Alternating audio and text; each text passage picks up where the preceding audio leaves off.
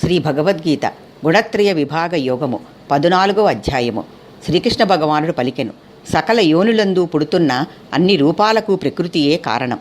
నేను ఆయా మూర్తులందు బీజాన్నుంచే తండ్రిని. అర్జున, సత్వ రజస్తమో గుణములు ప్రకృతి నుండి పుడుతూ ఉంటాయి. అర్జున, సత్వం సుఖాన్ని, రజస్సు కర్మలయందాసక్తిని, తమస్సు అన్ని పనులయందు మాంద్యాన్ని కలిగిస్తాయి.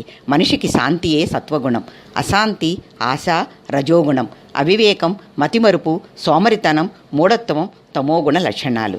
ఈ విధముగా గుణాల వల్ల చలించక ఆయా గుణధర్మాలు అటువంటి విధముగా నడుస్తూ ఉంటాయనుకుని ఉదాసీనంగా ఉంటూ స్థిరచిత్తంతో సుఖదుఖాలను సమానంగా భావిస్తూ మనసును కుదురుపరుచుకొని మట్టి పెళ్లను బంగారాన్ని ఒకే మాదిరిగా చూస్తూ ప్రియం అప్రియం ఒకటిగా భావిస్తూ ధైర్యంతో తన్ను పొగిడినా తిట్టినా లెక్కపెట్టక, గౌరవం కలిగినా అవమానం కలిగినా చలింపక, శత్రుమిత్ర భేద బుద్ధి లేక ఫలాపేక్ష లేనివాడే త్రిగుణాతీతుడవుతాడు. శ్రీ భగవద్గీత 14వ అధ్యాయము సమాప్తము.